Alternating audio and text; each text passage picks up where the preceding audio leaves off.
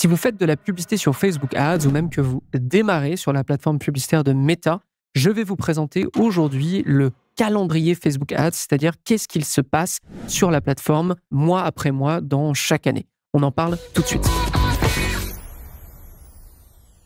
Bonjour à tous et bienvenue sur No Pay No Play, le podcast dédié à la publicité sur Facebook Ads, le podcast qui vous permet surtout de bien démarrer sur la plateforme publicitaire et de ne pas avoir trop de frustration et, si possible, d'avoir de bons résultats très rapidement. Ce podcast vous est proposé par l'agence J7 Media ainsi que la formation qui va avec, la J7 Academy. Mon nom est Antoine Dalmas et aujourd'hui, comme je vous l'expliquais en introduction, on va parler justement de ce que j'estime être le calendrier Facebook Ads, les grandes dates à connaître, les périodes qui peuvent être une bonne opportunité pour vous et comprendre un peu quelle est la saisonnalité parce que oui, Facebook Ads, malgré ce qu'on peut penser, c'est très saisonnier quand même. C'est quelque chose qui revient assez régulièrement, surtout lorsqu'on travaille comme nous avec des infopreneurs et des e-commerce. Donc, petit disclaimer ou plutôt à voir en complément de cet épisode, 2 épisodes. Tout d'abord, un de No Pay No Play qui s'appelle « Cet outil Facebook Ads vous permet d'analyser parfaitement votre compte ». C'est grâce à cet outil notamment que je vais vous présenter tous les schémas en l'occurrence. Vous y avez tous accès si vous avez un compte Facebook Ads. Ça s'appelle le Ads Reporting. C'est hyper intéressant, hyper important à comprendre et à maîtriser parce que ça vous donne beaucoup d'informations. J'en ai fait justement tout un épisode là-dessus. Et un autre épisode, pas de No Pay No Play cette fois, mais celui de Social Scaling qui s'appelle le guide Facebook Ads éternel. Alors oui, éternel dans le sens où les conseils que je vous donne à l'intérieur vont vous suivre année après année, je pense. C'est une masterclass, honnêtement. Pendant 35 minutes, je vous partage énormément de visuels, de structures, de concepts, de tests aussi à reproduire, etc. Donc, je dirais que n'importe quel média buyer sur Facebook Ads, qu'il soit expert ou débutant, devrait regarder cette vidéo parce qu'elle vous donne beaucoup d'informations et surtout des informations que vous n'avez pas nécessairement vues sur d'autres vidéos ou d'autres podcasts qui pourraient traiter de Facebook Ads. Le point 2, du coup, le calendrier, ce pourquoi on se voit aujourd'hui. Je vais vous partager plusieurs métriques. Alors, il faut savoir que nous, notre agence, on travaille avec à peu près plus de 80 annonceurs au total. On a, en termes de budget, on va gérer à peu près 30 millions aux alentours de 30 millions par an de budget Facebook Ads, 30 millions de dollars. Et ce qui va être intéressant de regarder, c'est tout d'abord la courbe de dépenses sur 2 ans. J'ai pris 2023 et 2024. Et ensuite, ce qu'on va regarder, ça va être le CPM. Et vous allez voir qu'il y a quand même des éléments qui reviennent assez régulièrement et qui vous ouvrent justement des opportunités ou des stratégies qui sont très précises. Donc, si on regarde justement la courbe des dépenses 2023, on observe une chose, c'est que déjà, les dépenses sont plutôt basses au niveau de janvier-février. Ensuite, on va avoir une petite augmentation, une petite bonbonne, entre guillemets, où la courbe va se bomber sur mars, avril, et à partir de mai, on va commencer à redescendre. Juillet, on est au pic le plus bas, on est quasiment proche de février, et à partir de août, là, ça va être l'augmentation considérable jusqu'à novembre. Vous aurez compris, novembre étant le Black Friday. On redescend un petit peu en décembre, justement, mais ça reste quand même très intéressant. En 2024, donc cette fois-ci, on est toujours sur à peu près les mêmes annonceurs. On est en janvier. Janvier reste le plus bas de l'année en termes de dépenses par rapport aux autres mois. Alors, j'enregistre cet épisode en novembre. C'est pour cette raison que vous n'avez pas le mois de novembre au complet ici, ni décembre, forcément. Mais de toute façon, on sait comment ça va se terminer à la fin de l'année. On observe que février et ensuite mars, avril, on a encore cette courbe qui se bombe. Du coup, on va avoir plus d'activité. Mais pour le coup, ça descend comme l'année précédente. Et là, petit changement pour le coup. Juin, juillet, août, en tout cas chez J7 Media, on augmente les budgets de manière générale. On a plus d'activités. Et lorsqu'on arrive en septembre et en octobre, c'est parti, on lance la fusée parce que le Black Friday arrive après. Pour que vous puissiez bien regarder, j'ai fait la différence entre 2023 et 2024. On observe un petit peu la même chose quand même. C'est-à-dire qu'on est au plus bas, du moins presque, en janvier. Ça va bomber à partir de mars-avril en termes de dépenses. Pour mai, on va redescendre un petit peu. Et alors là, c'est la grosse différence pour cette année. Mais là où je pense que beaucoup d'annonceurs vont freiner un peu leur budget, et c'est normal, en juillet et en août, ou plutôt sur juin et août, eh bien nous, on va, pour l'année 2024, du moins, on va augmenter notre budget. Et à la fin d'année, forcément, c'est là que la plupart du budget va être dépensé. Donc ça, c'était le point dépenses. Maintenant, on va regarder ce que ça comprend sur le CPM. Alors, forcément, le CPM va quand même suivre aussi votre budget. C'est-à-dire que plus vous mettez du budget, plus il y a de chances que ça vous coûte plus cher. C'est un peu la grosse problématique lorsqu'on est sur Facebook Ads.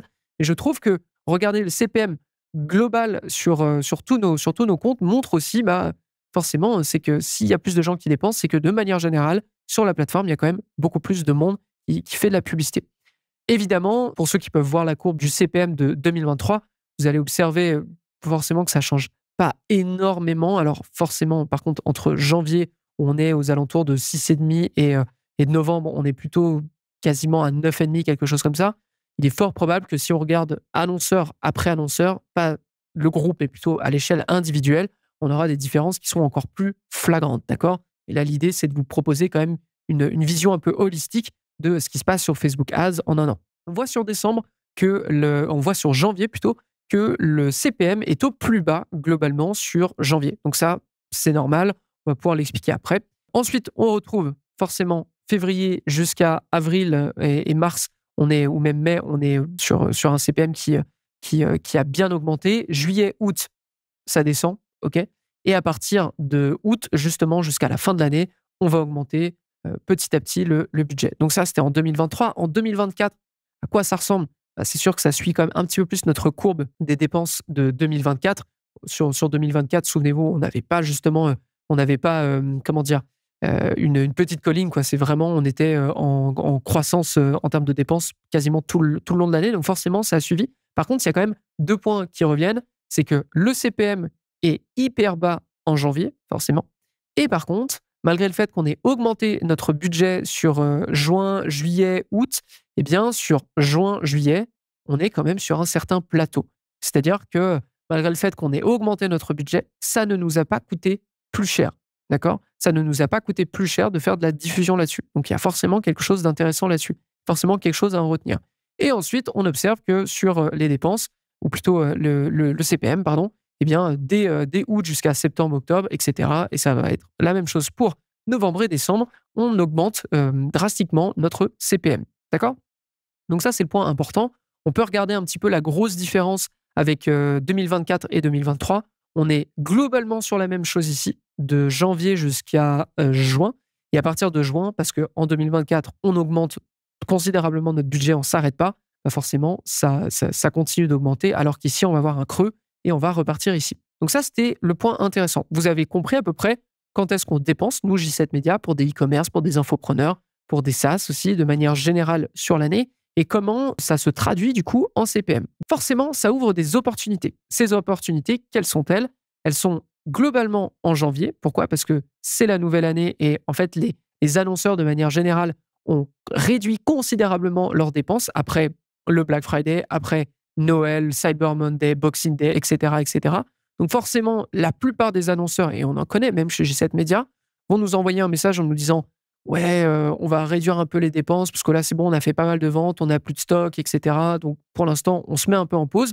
Ça, c'est janvier. Et forcément, ça concerne énormément d'annonceurs, pas ceux avec lesquels on travaille, mais une majeure partie des annonceurs qui suivent un peu cette tendance de manière générale ou qui n'ont pas justement une saisonnalité qui est pile poil, qui tombe pile poil sur janvier. La plupart vont réduire drastiquement leur budget. Ils ne peuvent pas tout le temps soutenir une croissance ou surtout une dépense aussi puissante sur novembre, décembre, puis janvier, puis février. Il y a généralement un moment où ça va s'arrêter.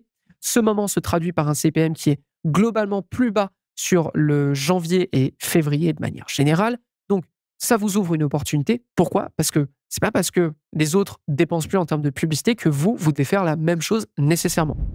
J'interromps votre épisode 10 secondes. Le Black Friday est désormais derrière nous, ce qui nous permet de réouvrir des places d'agence chez J7 Media. Alors, si vous êtes un e-commerce, un infopreneur, un lead gen ou un SaaS, sachez qu'on ouvre 5 places seulement d'agence pour de la gestion de campagne Facebook chez J7 Media. Si vous avez envie de démarrer la nouvelle année avec la meilleure expertise, simplement vous rendre sur notre site et remplir un formulaire.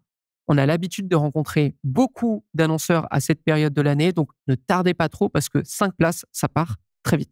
On continue l'épisode. Très régulièrement, on essaye de pousser, on essaye de convaincre justement nos clients, justement en leur montrant ce genre de courbe, pour leur dire, à ce moment-là, si vous faites des tests, si vous lancez une opportunité marketing, si vous lancez une offre, etc., bah, vous avez toutes les chances de convertir un maximum. Pourquoi? Parce qu'il n'y a plus personne. Il n'y a plus aucun annonceur. Donc déjà, ça ne vous coûte pas cher et en plus, vous n'avez aucune concurrence de manière générale. Donc, il y a quelque chose de très, très, très intéressant. Et pourquoi j'ai mis New Year, New Me? Parce que c'est un peu ce que j'appellerais le Black Friday de tout ce qui est infopreneur et de tout ce qui est changement, transformation de soi. Alors, ça peut être transformation physique, ça peut être transformation spirituelle ou physique, bref, vous avez compris un peu l'idée. Tout ce qui a rapport au changement du corps ou de l'esprit ou de l'entreprise de manière générale, vous pouvez avoir votre propre Black Friday. Pourquoi? Parce que justement, on arrive sur la nouvelle année et la nouvelle année, vous savez très bien ce qui se passe. On se donne plein d'objectifs, plein de missions à accomplir en un an. On remet tout à zéro et on se dit, OK, cette année, moi, je fais ça, moi, c'est ça. Et en fait, bah, forcément, le moment où on se dit qu'on veut atteindre des objectifs, c'est le moment où on fait les plus grosses actions. Et les plus grosses actions, c'est nécessairement, par exemple, de rejoindre une formation ou d'investir sur soi en achetant des compléments alimentaires, donc notamment le sport, vous avez compris. Donc, New Year, New Me, donc nouvelle année, nouveau mois, c'est là que je prends des décisions et du coup que bah, je dépense pour atteindre ces objectifs. Donc, forcément, pour vous, c'est quasiment un Black Friday et vous avez juste à bien vous préparer. Ensuite, en termes de CPM, on l'a vu à 2 années consécutives. Une fois, mais aussi parce qu'on dépensait moins, le CPM a bien diminué, d'accord? C'est normal, les gens sont en vacances. Donc, les annonceurs, de manière générale aussi, se disent que bah, vu que les gens sont en vacances, ils vont moins dépenser parce que leur budget part dans des vacances. Mais ça ne nous a pas empêché, notamment en 2024, de continuer à dépenser. Et comme vous pouvez l'observer, malgré le fait qu'on ait augmenté notre budget, eh bien, le CPM, pour le coup, n'a pas tant augmenté. C'est pour vous dire que bah, la grande majorité des annonceurs ne font pas ça, ok? Ne dépensent pas plus, n'augmentent pas plus leur budget, d'accord?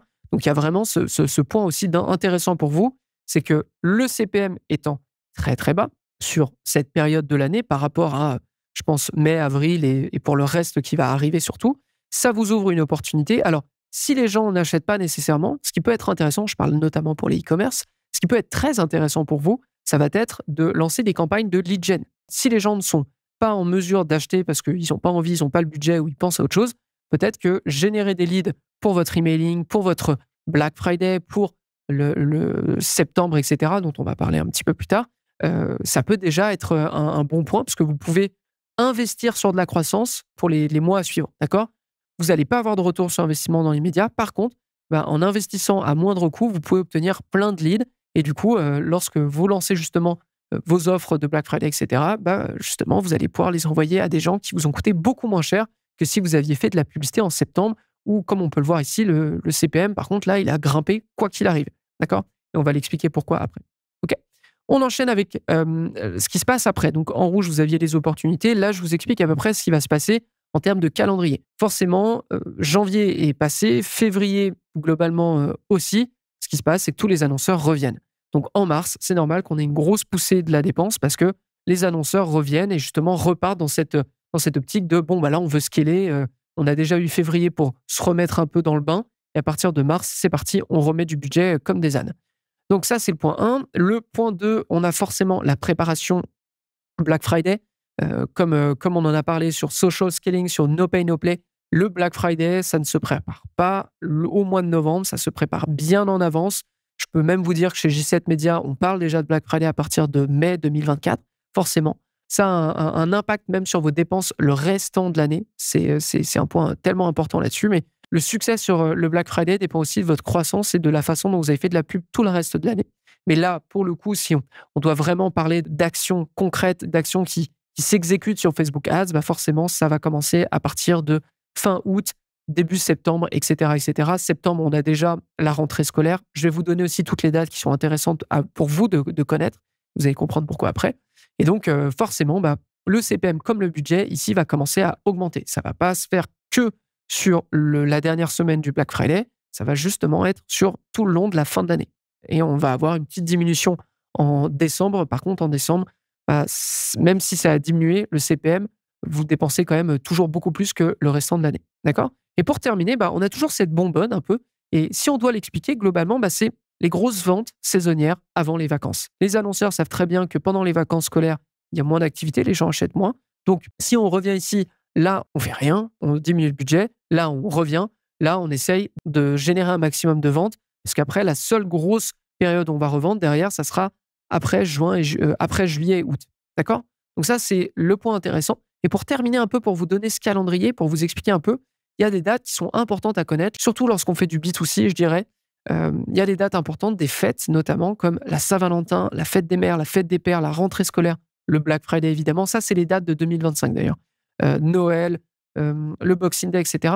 Pourquoi c'est des fêtes importantes? Parce que ce sont des opportunités pour vous de faire consommer.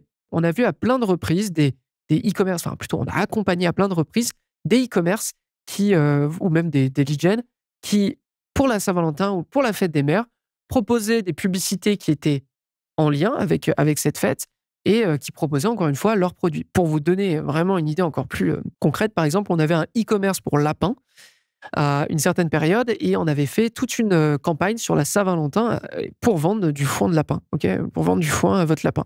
Et donc on a été parti sur l'axe de la Saint-Valentin. Ça a très très bien fonctionné, alors que ça n'a, on va se le dire quand même, aucun rapport entre les deux. Vendre de la bouffe pour lapin et la Saint-Valentin, je trouve que ça n'a pas tant de rapport. Peut-être que certains en trouveront, mais vous voyez un peu l'idée. Le fait est de donner et de s'ancrer dans une fête assez populaire, assez connue, pour donner une occasion justement d'acheter ou pour vous donner l'occasion de faire une offre un petit peu plus agressive et de convertir. Donc, c'est certain que si vous vendez en B2C, connaître ces dates-là et s'y préparer, ça peut vous aider pas mal. Ensuite, il y a le passage à des saisons. Bon, là, pour le coup, on a le printemps, été, automne, hiver. Vous n'avez pas de grandes surprises. Mais ce qui peut être encore intéressant, c'est justement d'adapter vos meilleures publicités. Et on en a parlé à plusieurs reprises sur de l'escouade Facebook Ads, sur social scaling, sur No Pay No Play. Et le simple fait de prendre une publicité qui fonctionne bien et de l'adapter par rapport à la saisonnalité, ça va vous permettre d'en prolonger le succès de cette publicité ou peut-être même de faire mieux. Je prends par exemple cette publicité où on propose de mettre en relation des gens qui veulent refaire quelque chose chez eux.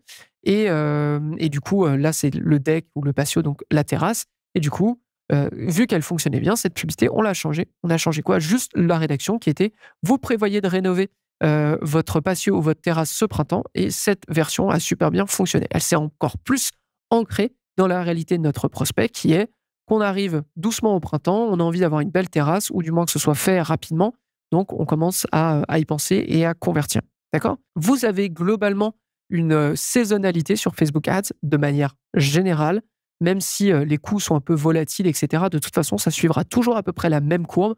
Vous aurez des CPM globalement qui vont augmenter autour de mars jusqu'à mai. Ensuite, ça risque de diminuer dépendamment de ce que vous faites avec votre budget. Et évidemment, pour la fin de l'année, à partir de septembre, on va avoir une augmentation du CPM. Je le rappelle quand même, c'est les chiffres de bien 80 annonceurs. On est sur plusieurs dizaines de millions de dollars dépensés par an. Donc, c'est quand même une grosse patate, ok? Une grosse patate.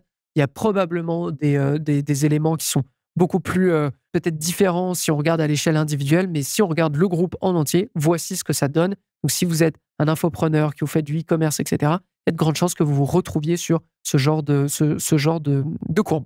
Et pour terminer, rappelez-vous bien, les dates importantes, si elles sont connues de tous et qu'elles sont célébrées entre guillemets par les marques, et là je ne vous parle même pas de votre anniversaire de marque par exemple, eh bien ces dates-là peuvent être utilisées notamment pour lancer des offres sur un court terme ou pour brander justement vos publicités et s'ancrer dans ces fêtes un peu connues que sont la Saint-Valentin, la fête des pères, la fête des mères, etc., etc. Voilà, c'est tout pour cet épisode. J'espère que ça vous a plu, j'espère que vous avez appris des choses et que vous comprenez mieux maintenant l'écosystème Facebook Ads sur une année. Et si ça vous a plu, moi je vous recommande de vous abonner ou d'aller écouter justement les autres épisodes dont j'ai parlé au début, parce que ça va vous en apprendre encore plus sur Facebook Ads. Et moi, je vous donne rendez-vous au prochain No Pay, No Play lundi. Et on se voit du coup lundi. Merci à tous et à bientôt et bon media buying.